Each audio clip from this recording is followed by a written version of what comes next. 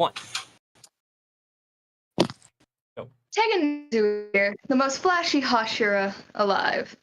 And I mean, is that fucking... Hi, Zenitsu. What are you doing around here now? Squishy. Nope. Dang! You ass. Anyway. Hi guys, welcome to the Cosplay Confederation. I'm one of your hosts. My name is Sleepy Shadow Sarah, also known as Sleepy Shadow Cosplay on TikTok and Instagram. We're also joined by one of our two other regular hosts, Flicka, who I believe is the same handle on TikTok. And then we're joined by John, who graciously records our episodes for us and all the wonderful stuff he does. Thank you so much, both of you. We would not be able to run these episodes without these two right here. They help with, well, I am the nominated owner of it. We all play a big part in it. I help coordinate our guests while John helps us run the episodes, gets us up on Spotify, and get our videos up and loaded. Flicka helps me manage our social media accounts between our Instagram and our TikTok. It's a lot to do, especially on one person. So I appreciate both of their helps. We are all co-founders of the Cosplay Confederation, along with Taylor, which you all know, who unfortunately is not joining us at the moment. He might be joining us later in the episode. And today we have a very special guest and one of my amazing friends, AppleJ. Got how to say the name, give me a second. AppleJ.cosplay. AppleJ.cosplay over on TikTok. My brain short-circuited, I'm sorry. It's been a long day. Apple.J cosplay on TikTok. They are a wonderful cosplayer. After this episode, go ahead and check them out. And there's so much I can say about this person. They do so much amazing stuff. I have been following them for a little while, and I'm so grateful that I got to be friends with AppleJ, and we get to do this episode with them. With that being said, today we are talking about fabrics and all of the fun stuff in between of making it your own. I'm literally about to put my camera on. This light might not be strong enough, but it's better than nothing. Yes, John? Quick, well okay. Fine. While they're getting ready. If you're trying to find me on TikTok, it is no longer John Hudson Cosplay. It's now John Hudson Comedy. Just a quick addendum.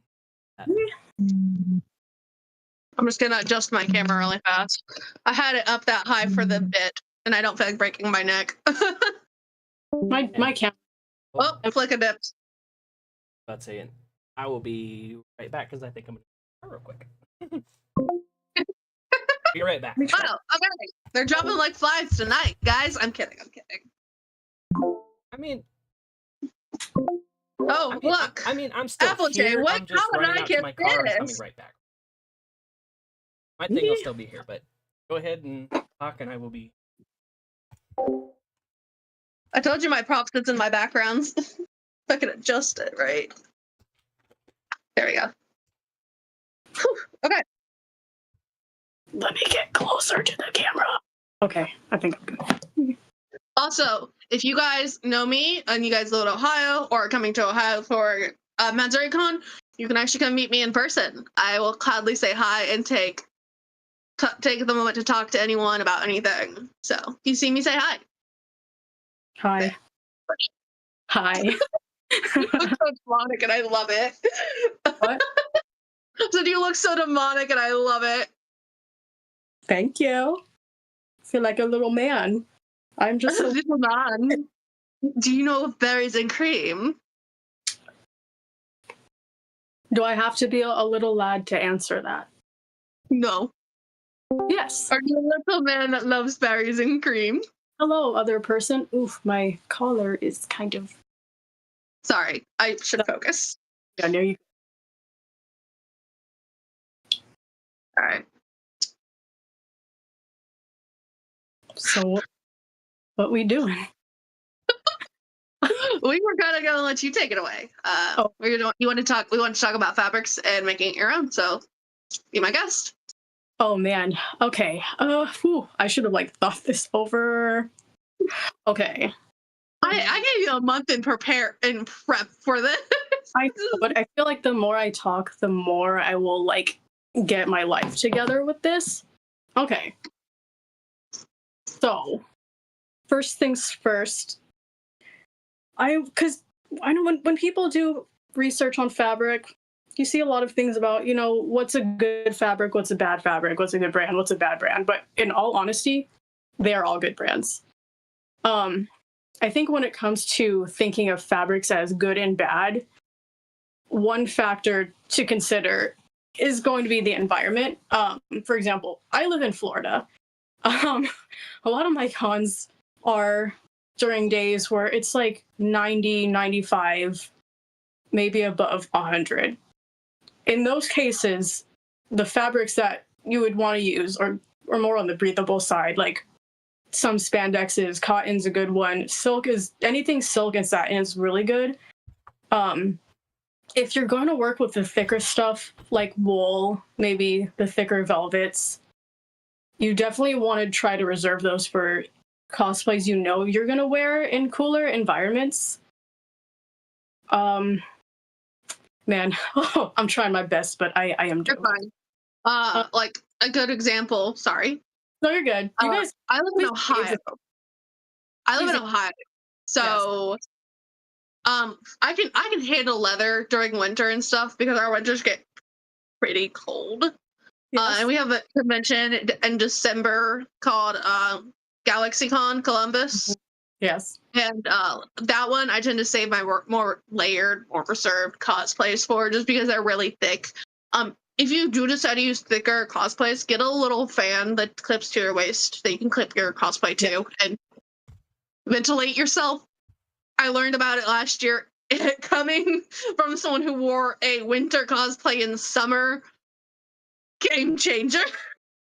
Let me show you. So something I bought, because here's the thing, I've been cosplaying for this will be my 10th year. This is the first year I got this, but I actually don't look at the back of my wig. I actually bought, this is something, especially for those wearing fabrics on the thicker side, you can get a fan. This one is a really cute one. Cinema roll. I think y'all can see it. But yeah, these are really good, especially if you're having something on the thicker side.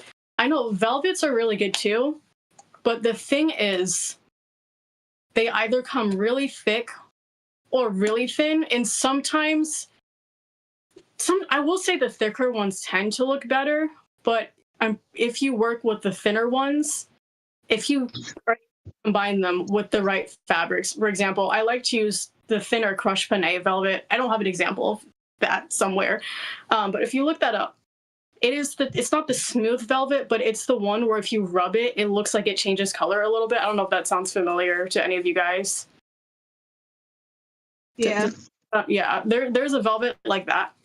A lot of people say that the cheaper one. I've been told to avoid that one, but I've found that if you use it with shinier fabrics, it will look beautiful. And that's another thing that I want to talk about is combining different fabrics. I know a lot of the times I use silk. A lot of the time I use silks or various satins, but it's always a good idea. It's like your own fun little twist you can add to it. Is using different textures. I don't think I should have sent y'all pictures. You're fine. Yeah. I pulled this out because you're talking about velvet. Yeah. Sometimes it's okay because I know a lot of people, they like to use the same type of fabric for what they're doing. I know I used to be like that, but if you don't be afraid to experiment with, what goes good with what. This right here is what I'm using for my Alistair. If you guys like the like velvet look or texture like this is a very nice velvet. But we were talking about velvet as it being really thick. This is faux velvet. This is fake velvet. Wait, I'm trying to see it. Panne.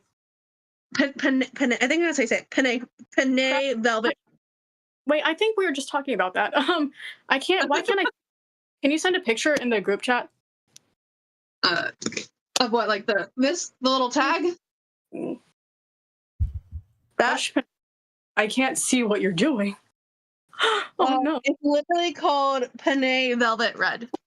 I got an entire bolt of it because this is what I'm using for when I make my Alistair's suit. Is it like a rougher velvet? It's more like I would say more like a silkier rough velvet, if that makes sense. Mm-hmm. Like it's definitely like on the velvet side, but like the underside is definitely more of a stretch, which is why I liked it because it had that stretch. Is it a two-way? Is it a two-way or a one-way? It's a one-way.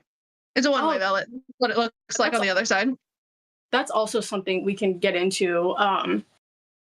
So that's also something, because like that's when you look at the bolts for certain fabrics, you will see, if you go in the stretch section, you may see something that's two-way stretch, four-way stretch, and or say that. let me see if I know I have an example of both of those. Hold on. I was trying to see because I thought this was a two-way stretch, but it doesn't specify. Okay. I was trying to be prepared for this because I was like, oh, let me pull my bolt of fabric out so we could talk about. And my makeup's gonna look weird in the light, but it's okay. Yeah, I'll show you the difference. So with the four-way stretch, you can stretch it anyway. For those wondering, when I wear my Demon Alistair, ooh, my wig is falling back. That's why I wish I had a wig cap right now. When I wear my Demon Alistair, I got these weird looking tentacle things I made. These are made out of Yaya Han. That's a good fabric. Again, I said there's no good fabric. There's no good or bad fabric brands, but that's one of my preferred ones for stretch fabrics. But Yaya Han, she makes these beautiful, this is not advertisement, she makes these really beautiful stretch spandex. A lot of them are, she makes a lot of the really good, like metallic, shiny ones. I know something with those people are afraid of cracking those. They don't crack, though they're very sturdy. But yeah, so four-way, you can stretch it at any angle that you want. You can see it a little bit. And then the two-way, for those, some of you probably, if you follow my page, you've seen me wear this. This is a dress that I have made recently. So two-way, you can only stretch it. I don't know if you can see it happening a little bit there. There is a little bit of a stretch. You can stretch it one way, but not the other. You can actually hear, hold on. A good way to tell, besides like the feeling, a good way to tell which way is going to be the stretcher side. Hold on. Let me see if I can do it here. You can hear it snap. I don't know if you hear that. you can. Yeah. At least on our end. So that's how you can tell also which side is going to be the least stretchier side. Whichever one has the loudest snap when you pull it, that's a good indicator that that's going to be the weaker side. But yeah, for this one, I chose... Yeah, I know typically when I use the two-way stretch ones, I like to do the horizontal, the stretch going this way. I find it easier. I find it a lot easier. Let me get the lights off. I find it a lot easier to put on and off, especially if you're using something that is more, especially if you're using fabric for something that is skin tight, but not a four-way stretch. Does anyone want to add on to that? I'll say personally, I do the opposite. I'll make my stretch go this way because I know like I'm bustier.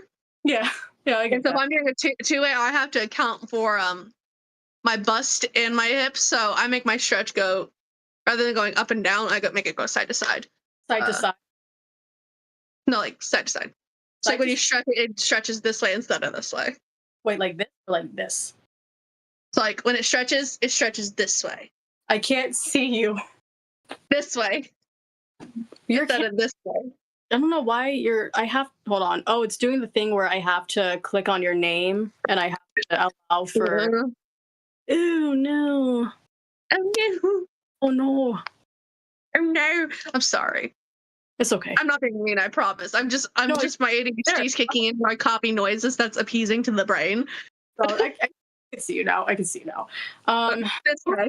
What were we talking about again? I put my stretch fabric this way. That's what. Yeah. Wait, this way. Yeah, I think you said this way. I know when I do things for my bottom half. Bottom half I do this way. Yeah, bottom half like that. Bottom half I do it that way, but if it's something for my torso, I like to do it this way. Because again, like I think I do it both this way. Yeah, and because of the shape of my body. This is also a good point to make out because we're all shaped. Everyone is shaped differently. Everyone is shaped differently. So use the fabric in the way that works best with your own body. Yeah. Go on. I was trying to remember what I was saying. No, you're good. I'm so brain dead. Today's been such a day. No, you're good. But no, like I'm gonna keep referencing my Alistair fabric because it's the only fabric I have on hand that isn't actively being used for a project. That's what I was talking about. That's crushed velvet, I believe. Yeah, I think it's called Panay velvet. Is what this company labeled it. Is Panay velvet, but Joann's is weird. Or not Joann's. Michael's is weird how they label their stuff. So. Well, I was going to ask you if it was a brand called Glitterbug, because that's what they used at Joann's for. My wig's sliding back. That's what they used in Joann's for their crushed stretch velvet. I'm not sure. It doesn't have a name on it. I got it from Michael's because I had a gift card for $50 and I bought the entire bolt. And it took 3 months to get my bolt. Yeah, I know. I've had to order things by the bolt because they don't they're just now getting in their fabric stuff. So there's things I've had to order online because they don't sell it by the yard or by the bolt. We can actually talk about fabric resources also. Oh yes, that's a big struggle. Considering mine was always No, you're good. Go on. Mine was always Joann's, but yeah. Yeah. Mine, let me just fix my color. Mine was also Joann's most of the time. Honestly, I think Michael's is doing a really, really good job at getting, I think they are coming out there with what they need. Oh, my bow tie. That's why I was like, why does my bow tie feel weird? It's upside down. Well, Michael's also bought out the rest of Joann's fabric, so. I will say Michael's. At least in Ohio. I will say Michael's does have a really good silk collection right now. And they just, the first day I saw their trim, which is something we can also get into as well. The day I saw that trim aisle, I was like so overjoyed because I'm like, I don't know where I'm going to get any lace by the yard. And then I stumbled in there and it was just so beautiful to me.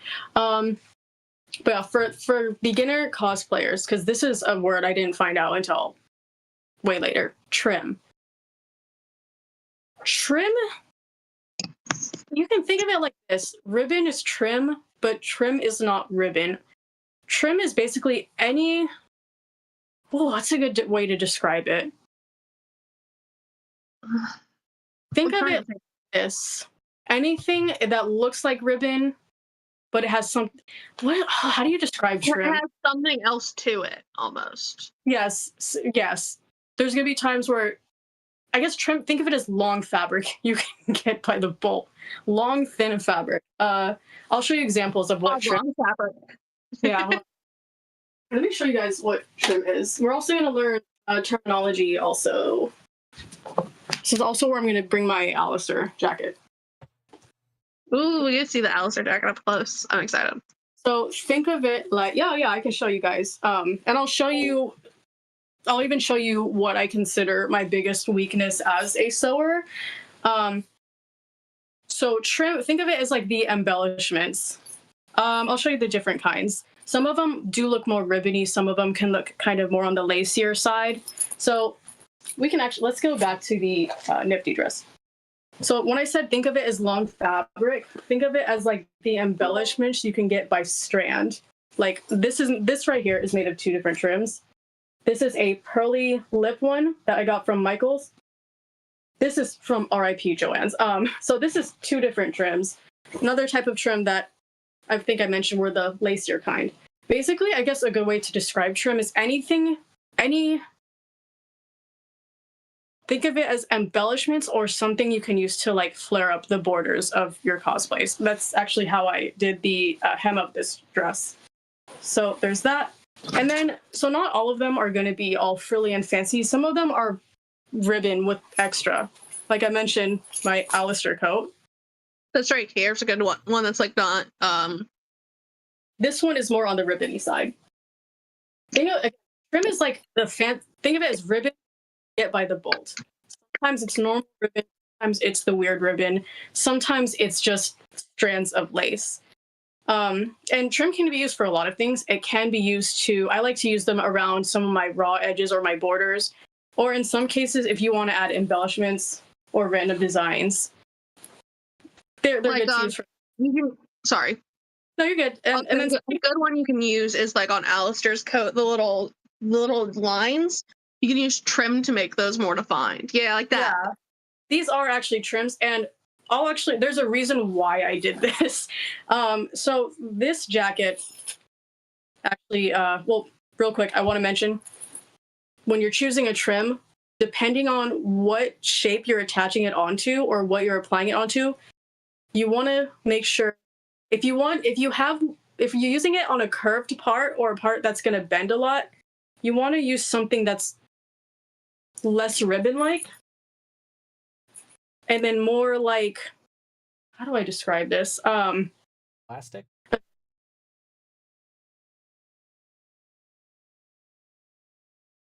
Something you can bend without having it warp too much. Like for my collar, all of the white border is one strand. Ooh. Yeah, it's all one strand, and if you look close enough, it has like a shelling part. That's like, if this was straight across, that would be hard to bend, but because of the curves, this thing can bend without it like warping around too much. So I know I mentioned earlier, you can use them to cover hems and seams. So this jacket actually has what is probably the worst mistake I've made in any, like, I'll be able to find a picture and send it. This jacket, the front part has 2 extra panels. You can't really see it. So these are good for hiding. Trims are good for hiding seams. Let me know if I'm rambling. Trims are good for hiding seams. So basically what happened, I tried to paint the stripes on originally. I almost, when I saw, like, I was getting to a point where I'm like, maybe I can fix it, maybe I can fix it, maybe I can fix it. And I spent some time doing that and painting over it, thinking maybe I could fix it. And then it got to a point where it's 1 a.m. I'm like, these are 1 a.m. thoughts. I cannot fix this. And keep in mind, this was 3 weeks before I was going to compete with it. So I was thinking, like, I had messed up this coat. I'm like, I might have to drop out. And so, like, I did some, like, thinking, and I realized, wait, I have spare fabric. I can make 2. I can make. Sorry, it's all a text. So my idea was, I can cover it with a panel, and since that panel, the seams are going to be there, an extra piece of fabric. Instead of trying to paint on the stripes, I can use trim on the stripes. The trim works as a double to cover up the seams of the cover-up, while also incorporating the the stripes. So they are good for hiding seams. I'll even point out where the mistake is. The mistake, you can't see it because, again, fabric is covering it. I think it's this side. Yeah, it is this side. You can probably see it. There is like a double seam right here. You can see that. It's very hidden. I can put, and it's hidden with the collar. You can actually see some of the mistake that I made. I see it, yeah. That is how the stripes, and it's like that all the way down. So with that, I was able to make this panel cover the seams while also recreating the stripes in a way that I would like them to be made. So yeah, there's one purpose for those. Something else. Can't answer. Oh no. Hmm? Sorry, I got a call. Ooh, no, let me tell her I'm on oh, hold on. You're fine. I am so sorry that I'm late. I got so sidetracked with my parents, like the fact that I have to do my reroute my mom's legs. I'm just like, oh shoot. You're fine. But yeah. Okay. Here we go. So, oh yeah, we were talking. So that can go into the next topic. Seam work. Something I realized. I didn't realize this.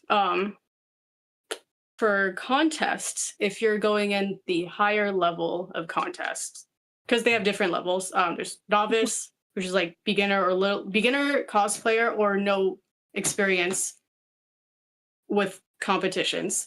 Intermediate, where you have some, and then there's the master, which is like the professional level.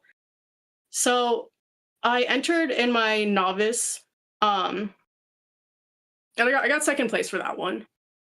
But I entered an intermediate somewhere else with my nifty dress. One of the things you want to do, especially if you want to get on the competitive craftsmanship side, this is something I'm going to have to start doing, is hide your inner seam work. A lot of people think that when it comes to cosplaying, especially in the competitive side, a lot of people think they want to see what's on the outside. They will flip, they will like look at the inside of what you've made to see how you've concealed the edges. I didn't know that. No, I used to, again, I'm going to stop doing this, but like typically I like to keep the edges open because I like the idea of it having some of the homemade aspects, or in case somebody wants to know how something is made, I can show them the inside structure. But So I'm gonna have to change that when I go back to working on my ace outfit, because my volume is like bad. Why are you so? Go on. I am just this year starting to make my own cosplays. So when Applejack wanted to talk about this stuff, I was like, oh yes, I can learn with our follower.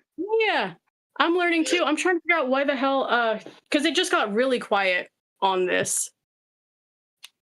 Oof. Maybe hop out and hop back in really fast. Technical difficulties.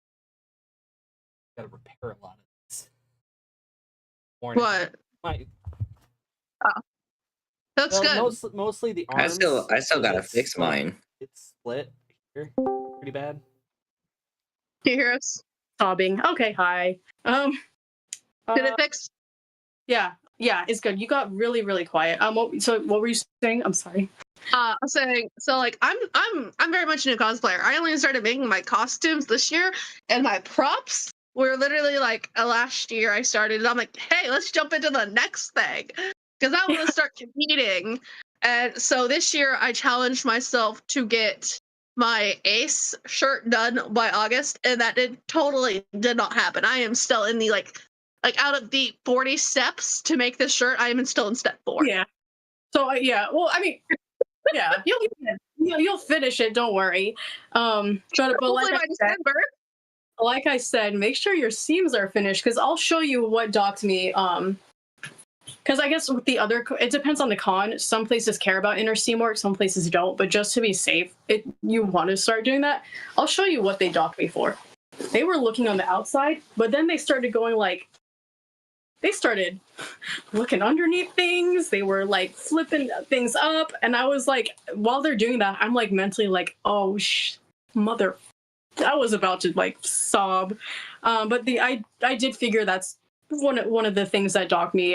They did say that for some competitions, they do look at how to lock the inner seams. And we can actually go over some ways to do that. So there's some ways you can hide seams, and I've actually done it. This dress doesn't have open seams like everywhere. There's some that are closed, but some ways you can hide seams. Another good thing about trims or any ribbon, you can use trim for this too. The good thing about them is they're not always used for, embellishments, pretty things. You can use them to hide seams. I used a velvet ribbon to cover up this raw. That's the term. Raw edge is when it's not when you sew it and it starts to fray. So there's that. And then there's something called like a double fold where, let me find a good place I can like demonstrate what that looks like. A double fold is basically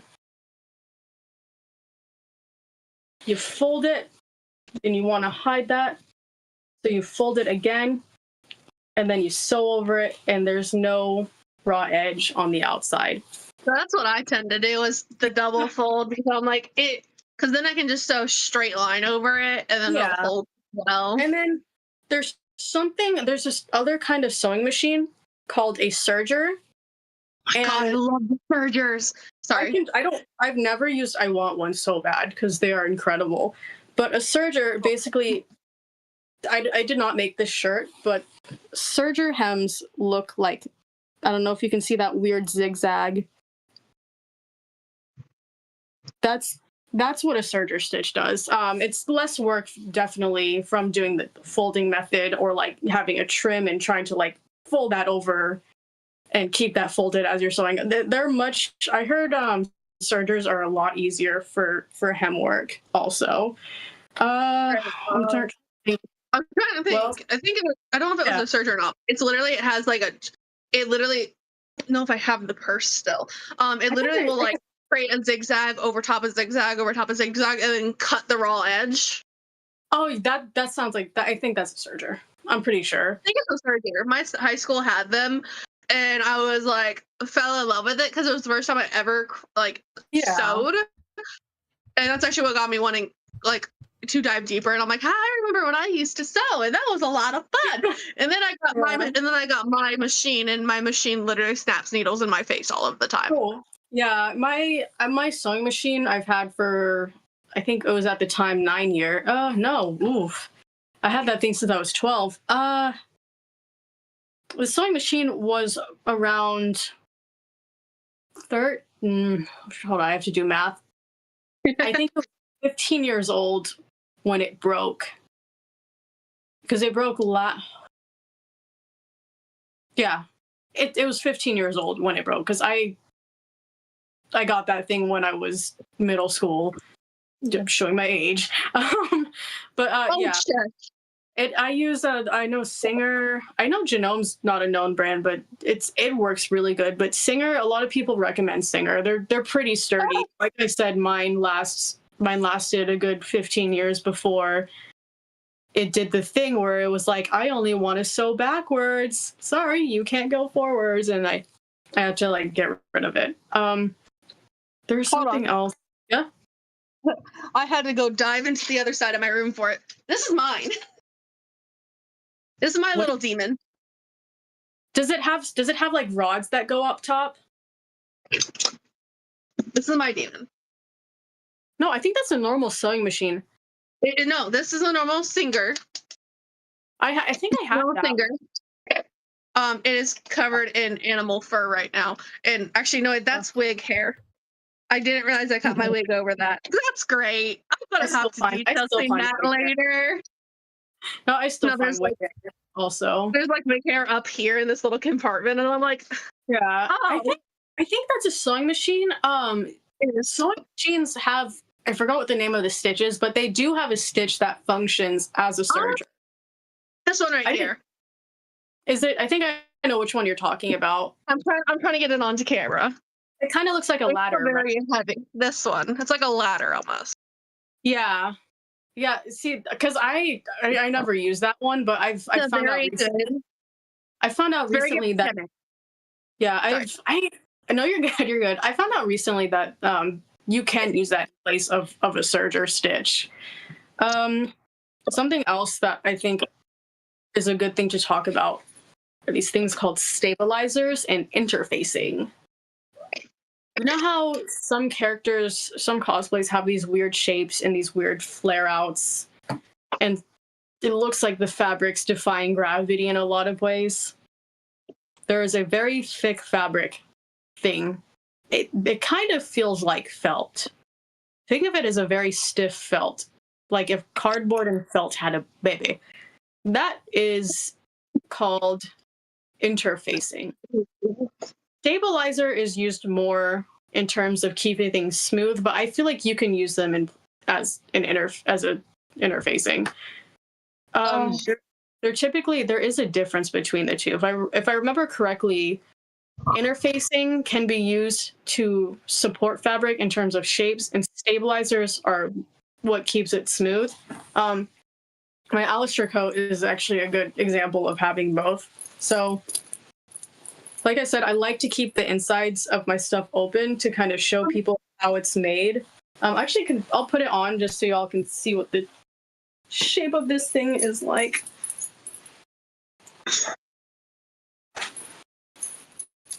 Another good one, you were talking about interfacing and how things pose really weirdly. Think about Aizawa cosplayers, how they can sit here and mold their scarf and it will hold its shape up over here. That's interfacing. I need to actually line my Aizawa scarf with interfacing. Whoop, got it. So you see how my shoulder actually ends like right here. And I got that weird little thing. I'll show you on the inside what is holding that shape. Oh yeah, but in case anyone wanted to see up close what this thing looks like, the zipper is a little wonky, but I use the tentacle to cover it up. So this is some of the detailing if y'all haven't seen it. I like to dirty up my edges to give it that kind of worn, rundown. You can show you I can't really show the bottom where I'm at, but it flares out like he do in the show.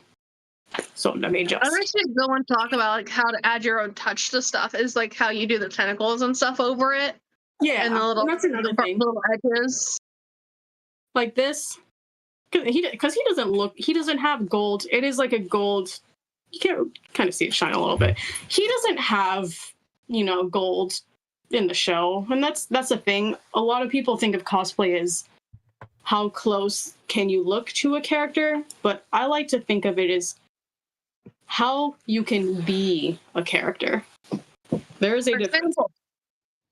Human Alistair. PJ Zenitsu. This is something he's worn in the show. Yeah, he doesn't have this. Zenitsu don't rock a ponytail, but yeah.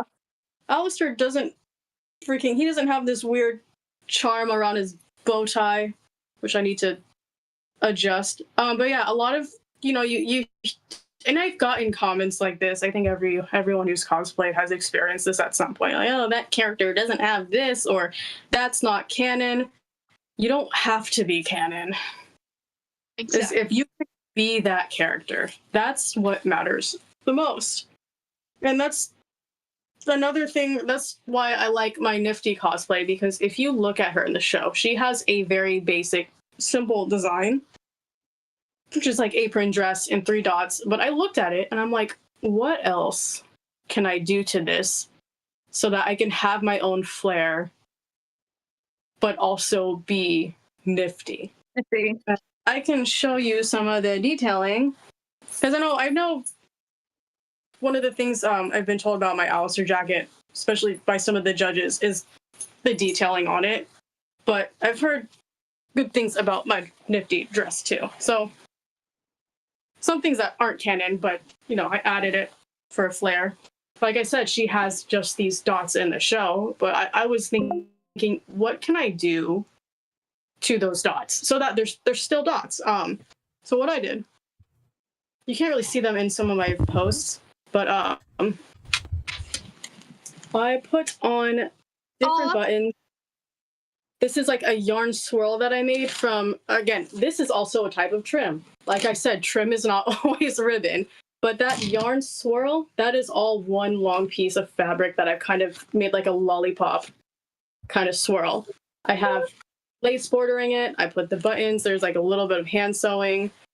And her dots are drooping, but I was thinking, what if I added that horror element? And it's not in the show, but it's a drip just like she has in the show. So that's why I did that. In the show, she's not as dirty, but the idea, and something else you can do when you're coming up with your own flares and twists, sometimes you can get a mentality of, what if this character were hyper realistic, what would they have? When I was designing Nifty and when I was making Alistair, something I want to see if y'all can figure out the similarity between the two of them. There is one specific detail that I do on both of these cosplays. Which one, the demon Alistair or human? The demon. Demon and Nifty have one detail that I've been doing. I'm trying to think back on what I've seen. Maybe I can give a hint. I will give a hint. I just keep thinking of the grunge look on it. The torn up like grunge stuff. Yeah, what you said. So when I was first making the designs for these, I was thinking I wanted it to look like they had been literally dragged through hell. So that's why I like, if you've noticed with some of the stuff I do, oh hey, guy here. With some of the stuff that I do, I like to make them look, besides this one, because I didn't make this I bought. I had this shirt and I bought the bow tie collar thing. But when I'm making these, I like to think of if they were real, based on their environment, where they are, how could I make it look, how could I give it that flair that makes sense, if that makes sense? For me right now, like I'm working on an AU. Husband Hotel meets My Hero Academia. Love it. Yeah, I'm excited for it. But the first character that was created that started this whole spark was I put horns on Tamaki. I'm going. I went. How would I plan on making the whole outfit for him? It's just finding the time to do it.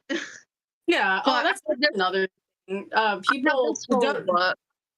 Yeah, for anyone who's like planning on making stuff, don't be like, oh, I can do this. I can wait, because you never know what can happen. You might mess up really bad and you don't have the time to fix it. Fortunately, I have not gotten to that point. I did, like I mentioned with my demon Alistair and that big mistake that I made. I think I even made a post on TikTok about it way back in, I think, maybe like May or June, July, something like that. But yeah, there's gonna be cases where there are mistakes that you will not be able to save. So that's why it's not good to procrastinate. I was gonna. Oh, sorry. Like I said. Oh wait, no, go on. I'm sorry. I'll say, but the demon Tamaki, it's a crossover between Alistair and Tamaki Amajiki. I gotta look into that. And Tamaki being the whole deal maker and soul stealer. It's like take Tamaki's shyness as a front for the demonic demon inside him that wants to eat everyone's soul. And I'm like, I have this whole layout of like, it's gonna be like take his hero gear and Alistair's suit and combine them. Fusion cosplays. You don't really see a lot of those anymore, but I love, every time I see them, it takes me back to when I first started cosplaying in 2015, like mid 2010s to late 2010s. I like how it's having a comeback, because that was one of my favorite things, just seeing the ways you can combine things. Another thing I want to show. You know, I said like there's details you think what would this character have that actually makes sense with them.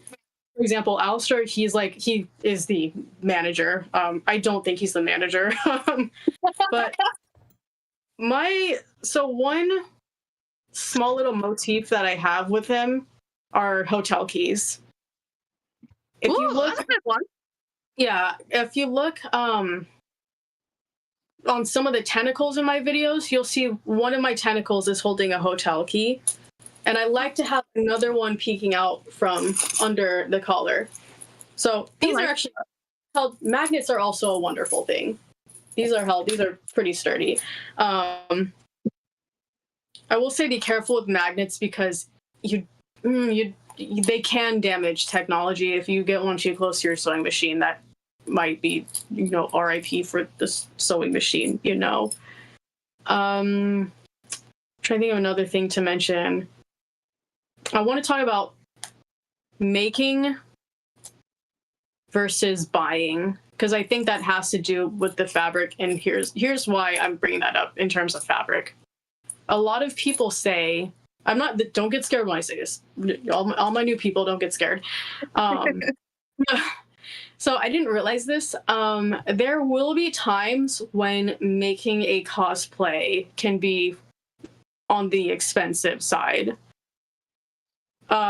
Sometimes it's not just the fabric, it can be the preparation leading towards that. Like if you're making the mock-up, or if you mess up and you need to rebuy a whole new set of fabric, which happened with my first time sewing spandex, which is another point I want to get into. So I want to say this was 2017 is when I made my first classic Harley Quinn suit. If y'all know Batman the Animated Series, Arlene Sorkin voiced Harley Quinn. That version, I did make a classic Harley Quinn suit. So that suit, I remember, cost, I want to say $9.75. That suit took me, I stopped counting at 7 times to get the fabric to do what I wanted to do. And that's the weird thing about some spandex. Spandex is nice when you know what you're doing with it. Something I learned with fabrics. Again, the reason why I brought up making versus buying, you might have to buy the same material over and over again. And there's going to be cases where it will equate to getting a commission cosplay, or in some cases more. Something to consider when working with certain fabrics is your type of needle. I did not know this. For spandex, you have to use either a stretch needle or a jersey needle. If you try to use a regular needle, it's going to act like it's sewing, but then when you pick it up, there's no thread. And that makes so much sense.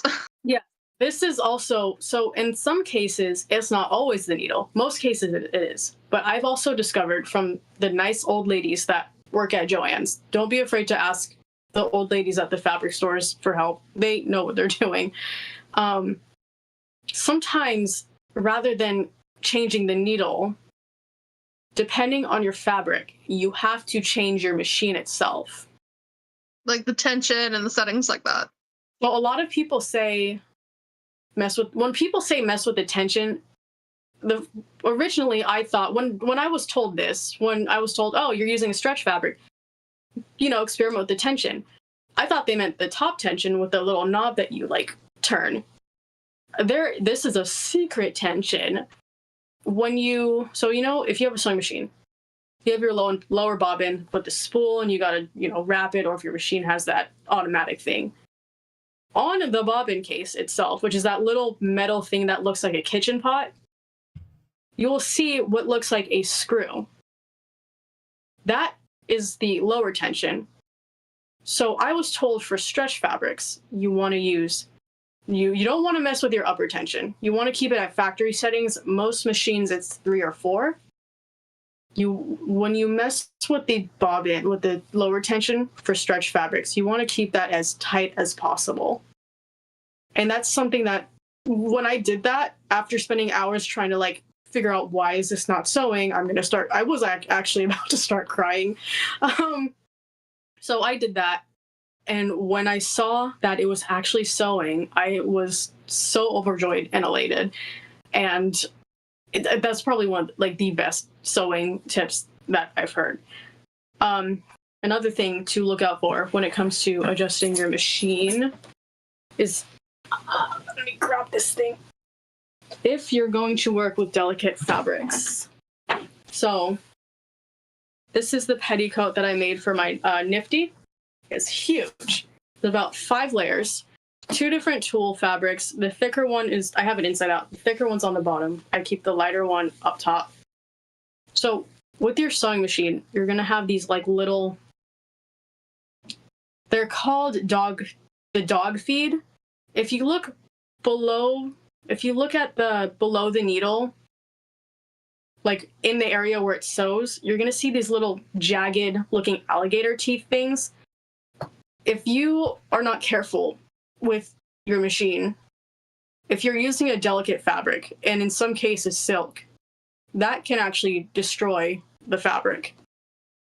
That's where, yeah, it likes to eat the fabric. That's where you can use stabilizers. That's where stabilizers come back in. A lot of people use them for, aside for like keeping things smooth, I know a lot of people use them for protecting fabric when sewing, like these things. Or let's say you're using a stretch fabric, right? And you want to sew a zipper on. Sometimes when you sew the zipper on, the fabric waves. I don't know if any of y'all have seen that. It like waves. Yeah. The way, and you kind of look like a stegosaurus if you turn to the side. So one of the ways I found out you can fix that is by using a stabilizer.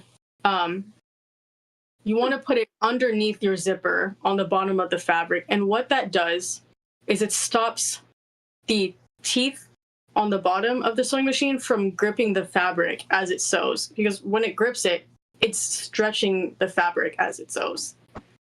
And as it stretches and sews, that's where those weird bumps come in. So that's all. I'm just sorry. No. I'm just prepping my wig for con tomorrow. Yeah. No, you're good. What can I say about fabric? I thought there'd be way more things to say about fabric. Oh, I know what else to say. If nothing else, you can always talk about making it your own. Oh, wait, go on, Taylor. I was gonna say also 2 things. One, sorry I am late. I swear I'm not late to this, but I'm mad at myself that I am. Okay, you're allowed to be late. This is your one. I'm kidding. It's called family stuff. And then you're fine. I'm picking on you. No, I figured you had something family. Yeah, that's what we all figured. 2, try sewing with burlap sacks, like actual burlap. Yeah, I did that with my Oogie Boogie jacket, and I bought a regular jacket from like Goodwill and stuff like that, being like, okay, this is a base. I'm not like measuring that crap. I cheapoed it. But the fact of the matter is that I got this from I actually got it from a farm in Hillsboro, Oregon when I was living in Gresham off Facebook. Dirty motherfuckers. I had to sweep the carpet like twice. And the fact that that burlap comes in 2 layers and it's not a singular like fabric, it's like bundled like 2 back-to-back layers, and I didn't know that. And I'm like, well, this is more new. bang for your buck. It's a good one, actually. Just because something's on sale doesn't necessarily make it bad. Especially no, like fabric, honestly, a lot of the times stores, especially online ones, I feel like, at least from what I've seen, personal experiences talking about from here, some online stores will put really, really good fabrics on sale because they're trying to clear stock out for like holidays. Like if they have some really, really nice Halloween fabric and it's getting close to Christmas, they'll put their Halloween fabric on sale to try to move the stock because it's going to sit there and then it's going to collect dust and they have to account for that. And so sometimes you can find some really, like during Christmas time, you can find some really nice satin, silks, and velvets very easily. I'm trying not to braid this lesser hair into this and I'm very much failing. But it's very easy to find cheap fabric, but at the same point, cheap isn't always also good either. It's work within your budget. You can always go to thrift stores and buy clothing and then take it apart and use it as fabric. I've done that with shirts before where I've taken shirts apart and used them as fabric. AJ, you're muted. I realized. I was wondering why you kept cutting me off. I was like, why is nobody listening to me? I realized I'm muted. No, I was gonna say I do love silk. If you've noticed with a lot of my work, it is on the shinier. The stuff that I've showed you, it's on the shinier side. Fun fact, actually, about shinier fabric. I've never worked with suede before.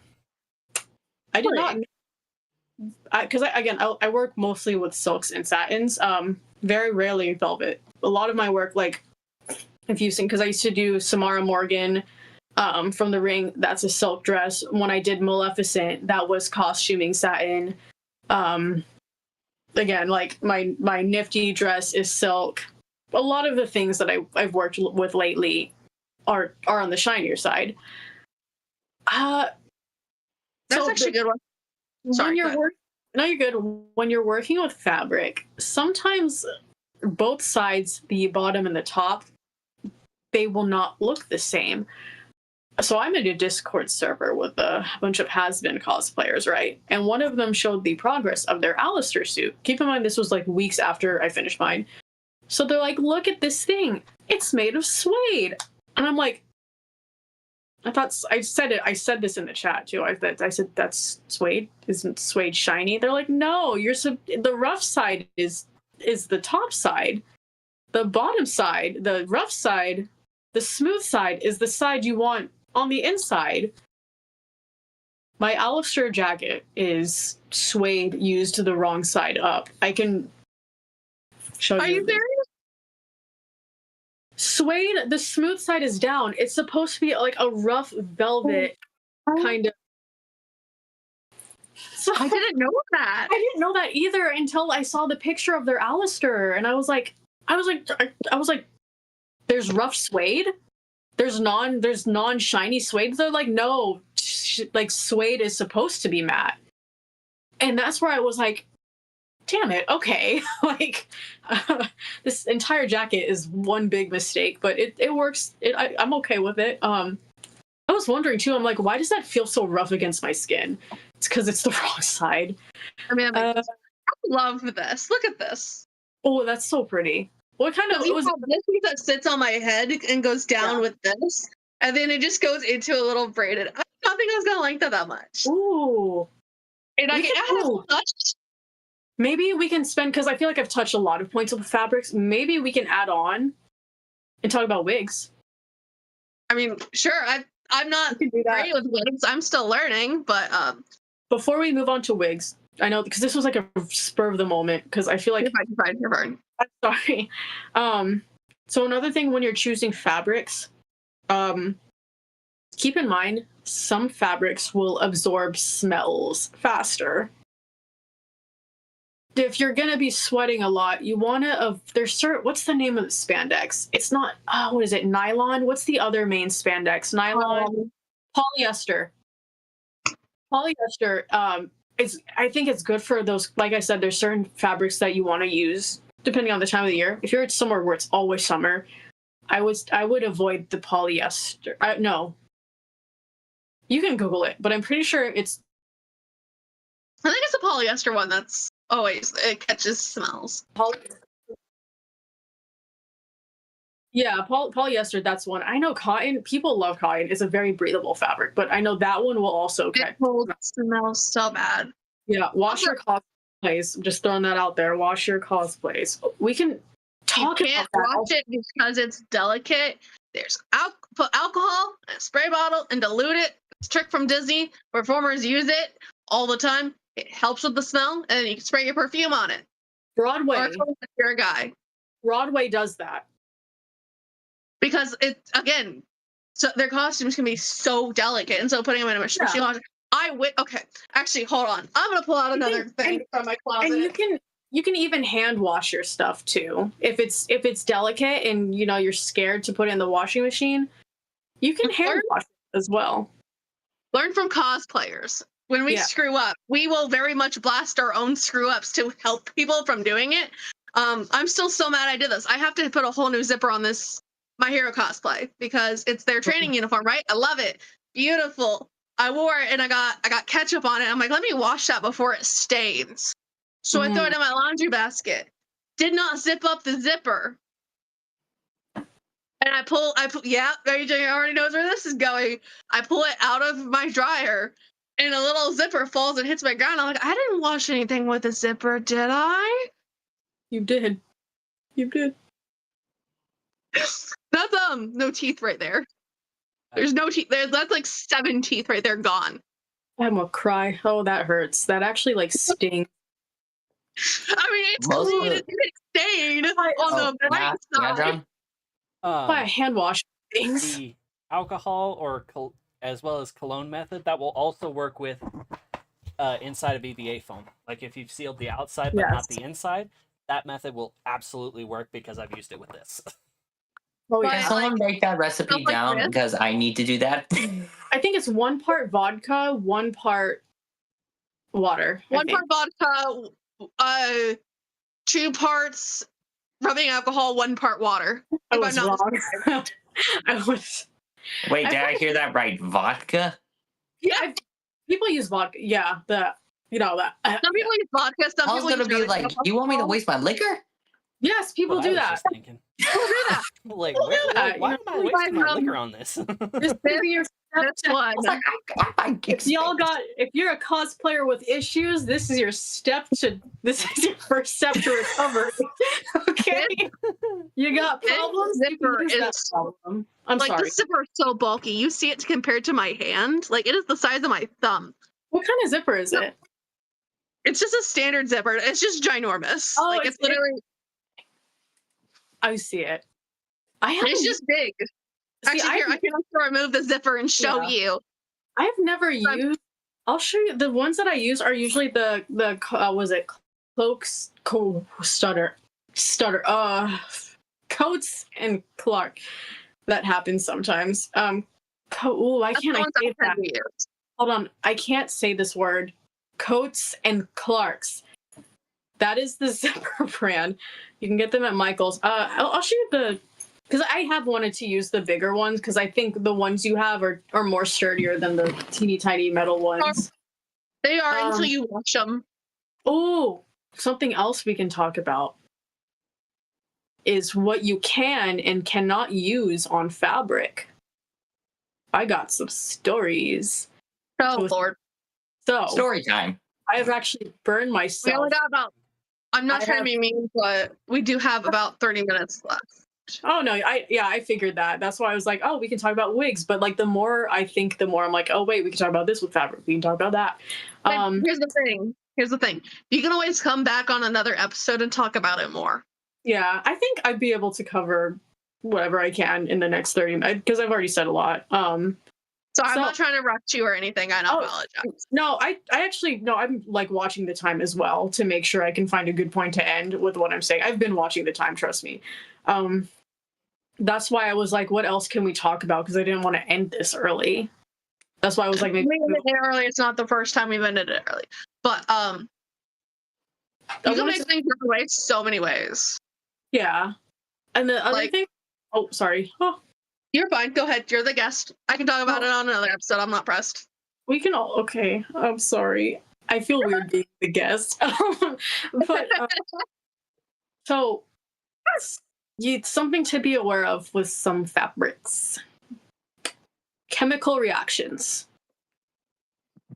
You can easily the same thing with because you work with EVA foam from basically because I have some. I know my Alistair. I'll show you guys real quick because I did make a exterminator helmet. I don't know where it is right now. It's in the room somebody's using to sleep. I did make an armor helmet a few years ago. This is all EVA foam. That part of it I sculpted. Fun stuff. This is also something to keep in mind of when you're working with foam. There are certain glues and paints that you don't want to use on certain fabrics and certain EVA foams because one, it will either melt or destroy what you're working with, or two, you will get burned. I have actually had I didn't like get like a third, second degree burn, but like I did get like a burn from using super glue. Super glue. People say super glue is amazing, but you want to be careful with super glue because it can either be your friend or your nightmare. If you use super glue on certain natural fibers, especially cotton, and they've done experiments on this where you pour super glue on a cotton ball, it will start a fire if you use enough. I've actually burned myself using super glue on cotton, and I've had to like. There have been times where I'm like panicking not to like freak out because oh my god it burns, but it's stuck to my skin because it's super glue and cotton. So that's something you want to be aware of, making sure you don't burn yourself or destroy your fabric. I know that sounds crazy to say, but sewing machines and things you use on fabric, you can get hurt. I'll show you. Sorry. No, you're good. Go on. I was gonna say you can also seriously like sew straight through your bone. So if you're using a sewing machine, please be careful. Keep your fingies away from the needle. Another thing, I know you want to see what you're doing. Be careful with how close you are to the needle. If you have glasses, I would recommend you wear them while sewing, because there have been times where I'll use something to consider when it comes to choosing a needle. If you use thicker fabrics, use a thicker needle, for the love of God. Do not try to use a small universal size needle on something that's like thick. Or if you have like 3 layers of fabric, you want to up the needle size, because there have been times where I was sewing I was using the machine. All of a sudden, I hear a pop, and then I hear something hit my glasses. I look and I see the tip of my needle is now gone. It is somewhere in my location. I've done it too.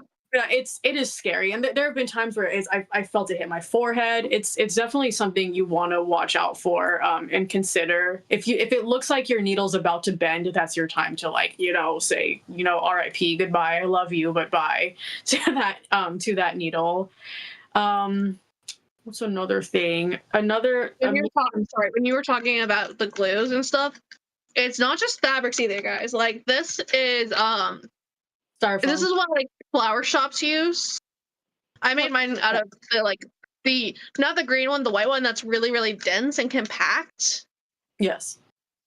I use that foam. I don't even consider it foam. It's like a really dense styrofoam.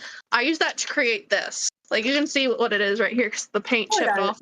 We were talking about materials that we used for yours. I remember you said yours was made of styrofoam. It's like if you could hear, I just punched it. I just punched and then did it to it. I know styrofoam is weird too because you cannot. There's certain, aside from glues, there's some paints that you can't use on it. I think spray paint is a big bad thing for. Yeah, no, I tried spray paint on the first version of this, and I also tried super glue. Both of those ate straight through it. I actually had to invest in styrofoam glue. Like there's an actual glue for it, and requires heavy ventilation. Yes. Please listen to the warning labels. I did not, and yeah. That's also something I want to mention because we were on the topic of glues. Yes. A lot of these super strong stuff. I've worked with E6000. I've worked with contact cement. I've worked with Gemtac. Anything that is labeled industrial, use it outside and/or somewhere ventilated. And if you can't get somewhere ventilated, use a paint mask. You can get them for like $20 at Michael's. But I'll show you. Because not all. Wait, go on, Taylor. I would say also if you're working with leather, because leather is it could be depending on the thickness of it. Because my scare acting character, Undertaker, which I'm actually going to be this upcoming year, I got hired back. I legit was like, I need to make it look distressed. And please do not try this at home. We are experimental people at times. But go outside, and hairspray plus lighter equals flamethrower. I literally took fire to it, and it managed to, yeah. Taylor. What? I was safe. I put it up against a brick wall. Oh, I thought you were saying you didn't know. I thought you were like, I didn't know that would happen. I was like, no. I tested it. And I'm like, okay, this could work. And so I experimented with it. It legit looked like it went through a pit of fire, and I could still wear it.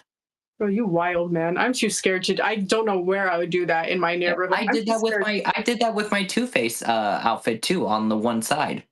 I You know. can I'm also weird. get stress stuff by strapping it to the back of a 4-wheeler, car, or anything of the sort and driving down a gravel road. That too.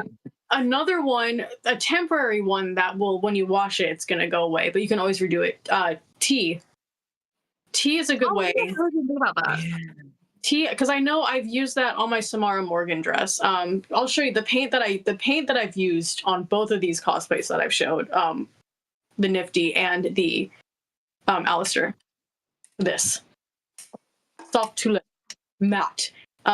I find it gives it is matte, but it gives sort of a burnt kind of, you know how burnt's kind of like, it's not shiny, but it's not dull, but it has like a very rough appearance. That's what I liked about it. I wanted it to look, the look I was trying to go for was dirty. They were literally dragged through hell. And I think this is a good way to get the burn marks. In terms of glue, because E6000, the spray one that you use for glitter, this is fine to use inside. This is okay to like be near. But E6000, you definitely want to wear gloves. I can show you some of the parts of my stuff that E6000 I've used. I'll show you another glue real quick. If I have it. Oh, I do. Good. I haven't used this one yet, but I always have a spare one on hand. This is really good for foam. Weldwood. Well, Weldwood contact cement. You also don't want to touch this stuff. This stuff smells really. This is stronger smelling than E6000, I find. It is very goopy, so that is something you want to, But I'll show you some of the parts that have E6000. E6000 is also good when you want to do like gemstones, rhinestones, or fabrics, or if there are certain things that won't work with your sewing machine that you want to incorporate onto them. I know parts of the buttons, they have E6000, and then my favorite detail on the dress, which I remember the first time I showed Taylor the concept of this, and he like full on gagged on Alive because it looked a little too gross. I have a trail of cockroaches running down the back. I still love that. It goes all the way Clearly down. they're safe. So Taylor, one of our other friends also did. So what happened was I was like, yeah, this is gonna look super scary. And like I opened the package, I'm like, these look a little too real compared to the photos, but I think I'll be fine. So I lined them up and I'm like, hey guys, look at this thing. And then like Taylor was about to like vomit, and they did look real, and I was like questioning a lot. So something I did. This is the case where I use this. This is E6. This is the spray version of E6000. It's really good for glitter. So to make them more pretty, I made them glitter roaches. You kind of see them shining a little bit. I love the glitter roaches. I also have them. This is also the wig that I've stopped for my Nifty, but I do have them in the hair as well. Taylor's still dying. It's like, it's not that I hate cockroaches, it's just the Again, I like to go. So I like to go for the like real like nightmarish, like what the hell is wrong with that person kind of look with my cosplays. And if you've seen some of my content, it is on the like Nightmarish side. Yeah. Oh man, I remember my cousin. My coworker made her run away. Wait, what? Do you not remember me telling you this? I was scrolling on my phone during my break, and my coworker was like, "Oh, what you got?" I'm like, "I'm looking at my friend's TikTok page because I was being nosy and snooping through some of your older stuff." Oh, geez. Because I like to see like where my friends have started or where they're at. I'm like, I like to go, go, and it was one of the Alistair ones with the keys on it and everything, and she turned around and went, ah! Like Wait, full on. Was it me in a red room, or was it me in the shadow? Yes. Is this the one in the red room? Okay, fun fact. That actually wasn't my house. That was my friend's. I went to MegaCon. She screamed like full bloody, and that's another thing, so I do like to be on the unhinged, spooky, like sleep paralysis, like I will stand in your corner kind of vibe of your room at night in the air vents. That's the vibe I like to give. Got it. I felt so terrible because this has happened twice. I have upset small children at conventions. Oh, no. that's the risk when it comes to the spookier side. If you want your stuff to look terrifying, you have to consider you don't want to be too much of a disturbance. That's also, you know, when I was putting the cockroaches on the dress, I did consider, like, you know, 2 people threw up just on seeing a picture of it. God knows what will happen if I get thrown up on at the convention. But no, when I was Samara Morgan from The Ring, and then when I was Demon Alistair, I had upset 2 small children. The first one, I know we're veering off topic, but we'll get back on topic. The first one, I was like, Samara Morgan, you know, she's crawling on the floor. She's that's just what she does. So there's a crowd of people, they want my photos, and I'm doing my thing. Somebody had their kid, they weren't with their kid, but their kid was like a good 10 feet away. And I'm like going at the I'm like posing at the cameras and stuff, and I looked for a brief second, and in my head I'm like, oh my god, this is the one thing I was hoping wouldn't happen. It's a little girl, she's no more than 3.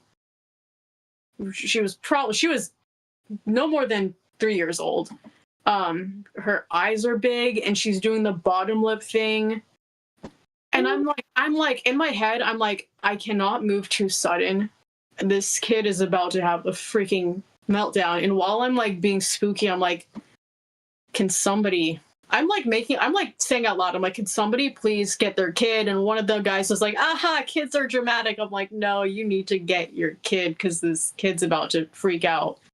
And then with my Demon Alistair at the Christmas convention that I went to, was talking to a couple about armor, because I like to work with foam sometimes.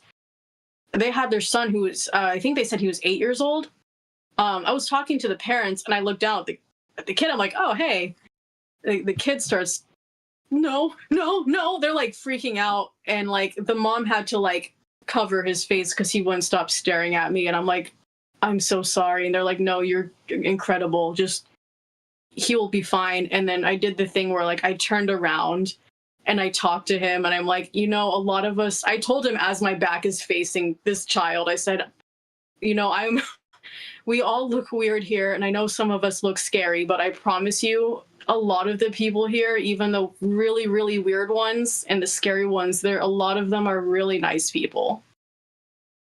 So I was just, you know, I was telling him, like, you know, some of us, we do look weird, but we are normal people, you know? And that's another thing. A lot of people, they look at cosplayers, they think we're weird. I mean, we are weirdos, but like we are people, you know? Yeah. I've kind of hit all the points for fabric that I wanted to mention. We can talk about wigs in the last 15 minutes. I mean, sure. I mean, I could talk about this wig in particular. Hey, let's talk. I've been fighting with all camera because my hair's just like kind of lobbed in a bun in the back and it's not sitting up. Wigs, I guess. Yeah.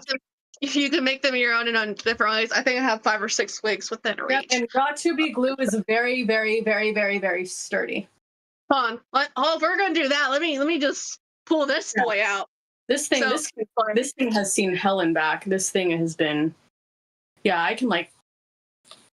No, so this wig, I'm gonna make some cosplayers cringe. This wig I can, ow, that caught my finger. I was literally gonna throw it. This wig I can. Oh yeah, Got to Be Glued. The reason behind it, that's how I styled it, actually, is I literally take it and just kind of, because when I first got it, I cut it and then styled it to how I want. So this has this little peacock effect right now. And then when it goes flat, because it does, sometimes I didn't put a whole lot in, that way it kept the nice feel of it. But sometimes it'll go flat. But since it's got that Got to Be Glued in there, I literally just. Oh yeah, sometimes shaking it. Yeah, shaking it. I know with this one, because I do, like I said, I like to have my things looking a little dirty or grungy. So with my Alistair wig, I'm okay with it being frizzy, having some flyaways, because again, I want him to look like you don't know where the hell he's been. But yeah, I know a lot of people, this is also has to do with, remember we were talking about how not all cheap fabrics are bad fabrics. Exactly. So all of my wigs the wigs alone, because I saw my wigs. When I buy the wigs as they are, I have not gone above $20 with an actual like wig. I think it was 15 off of Amazon. Yeah, I think Not sponsored, but I do most of my shopping off Amazon. Oh yeah, this. So both this and this are from Amazon. I got this one from a wig store, a synthetic cosplay wig store that they have in Orlando. I could have driven there, but I'm like, take me. but all my wigs are synthetic. There is a bit of chemistry behind them when it comes to styling them. So you know how like we got all these crazy shapes, things can bend. Some people make the gravity defying wigs. Like actually, like your Alice story and my Alice story, we're just showing off. Hold on. Yeah. No, there's a reason. I'm about to get a little scientific with the wigs. I'll wait till you come back though. It's okay. I'm still hearing range. I just grabbed it off my bed. Like when it's on my head, this whole piece is like it's in the air like this. That's the wrong wig. I'm sorry, because they're both red. I got confused. They're they're both red. But I will get into because there is a bit of a chemistry side, a bit of heat reaction when it comes to styling wigs. So you know how when you're working with Jesus, that fell. Oh no. I dropped my wig. You know how it's okay. These things are like really sturdy.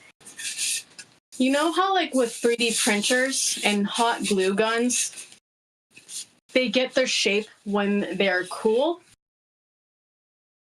So I remember when I first started working with synthetic wigs, I was getting to a point where like I'm using hairspray. Why is nothing staying in place?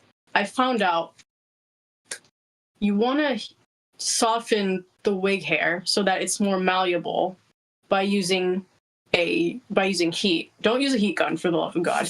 Use a blow dryer or a straightener if wigs can handle straighteners. Yes, use a straightener on low is what because I've never used a straightener. I'm too scared to use a straightener. I have straightened from all my wigs. I'll probably do before we go. I'll probably do like a hair reveal so people can see what I fit under this. So we're gonna get in the chemistry side of cosplay, because I know we did mention a little bit of that in terms of like heat reactions. So typically with heat, particles loosen, things get loose, things are easy to bend when they're warm. So when you are styling these wigs, what you want to do is hold it in the shape you want, hairspray it, keep holding it in the shape that you want, blow dry it for maybe like, depending on how hot it is, I would say 15. If it's on a lower side, maybe 30 seconds. Hold it for that time. And then while the hair is cooling down, hold it in that shape that you want. And once it's completely cool, you can probably lock it again with some hairspray, let go, and it's going to stay in that shape that you want. A big thing, though. Sorry. Yeah. No, you're good. It's something I had to learn. Yeah. As you can see, my Zenitsu wig we saw earlier had this really, really big shine. And this one's to test some of it, you can see. I don't always wash all of my wigs when I first get them. I'll typically wash them after I style them once, just to see how it actually wants to style versus what I need to make it do. Like this one very much wanted to style the way I did. But when you get synthetic wigs, they have this little shine in it. It's a chemical they put on the wigs to make them stay pretty. But if you look at this one, you see how it doesn't have a shine because it's been washed. A little bit of laundry detergent and or fabric softener and some warm water. Yes. Before you style it. The best way you can describe it is to wash it as if you're hand washing a cosplay. It's gonna work. But yeah, we were talking about the heat reaction. Again, you don't realize it when you're working on these, but there is like a deeper there is the chemistry side in terms of knowing how you can work with certain materials, things like heat reaction, things like knowing what you can and cannot mix. That's why I think the hobby itself can be a bit on the scary side, but you work through it and you're gonna have a good time with it. What else can we mention? We do have one thing we mention every episode. Yeah. Few things. We're not professionals by any chance. If you need help, call 988. It is a mental health hotline. You need help with any kind, they're there to listen and be there for you. Cosplay is a very big thing. It's an escape for a lot of people. Us here at the Cosplay Confederation understand if you need help. We're not professionals, but if you just want an ear, I know some of us on here are more than willing to lend one. Again, we're not professionals, but if you need professional help, 988. And also, the Cosplay Confederation. Also, as of the Cosplay Confederation, we like to mention one Ohio-based group that we think do a whole lot. I'm going to move my camera a little closer while talking about this. That does a whole lot of conventions.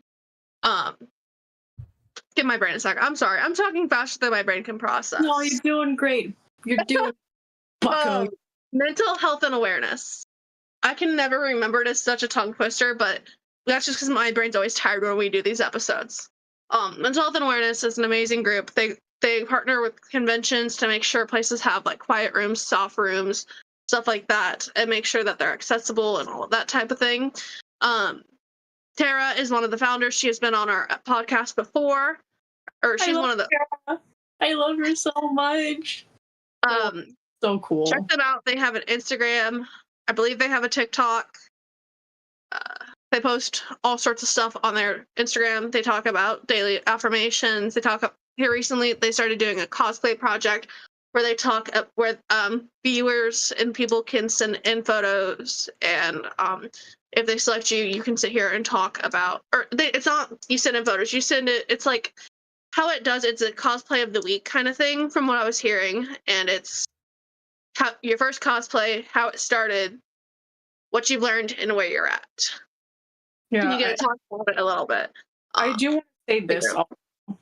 You're good. You mentioned professionalism and professionals. One of my music instructors, he told me that he asked me too. He's like, "Do you want to be a professional saxophone player?" Yeah, I didn't mean to drop that, but yeah, I play that. He was like, "Do you want to be a professional one day?" And I said, "Yes." He said, "You will not be one." I know that sounds bad, but here's what he said. He said, "There's no such thing as being a professional, because people at the highest level, you can do this for years and you will always find something to learn." So even like, I know like being new and scary is new at this stuff. It's scary because there's so much you have to learn. Like there's so much you got to like learn to work with. There's a lot of research, and I know it's scary. If you ever feel like, you're not, if you ever feel like you're not good enough, you are. If you're new, don't let any of the, again, I say professional because I think everyone's learning. Don't let the more elaborate, don't let other cosplayers scare you or put you down, because that's, comparing yourself to others is what motivates you. That's where you're going to reach the point where you're like, I don't know if I can do this anymore. I'm not good enough. So, don't compare yourself to others, and just do what you can to learn. And again, even when you're on that professional level, see what else. Yeah, to see if there's anything else new you can try with feel free to, again, experiment. See what you can work with. Find new ways to do things. Try to challenge yourself also. And with that, I think we're going to wrap it up tonight. Does anyone have any final comments? All right, with that being said, we know a thing or two because we've seen a thing or two. The Cosplay Confederation, the only confederacy accepted by government. Have a good one, and thank you for joining. Thank you for having me. Give it a minute. Oh.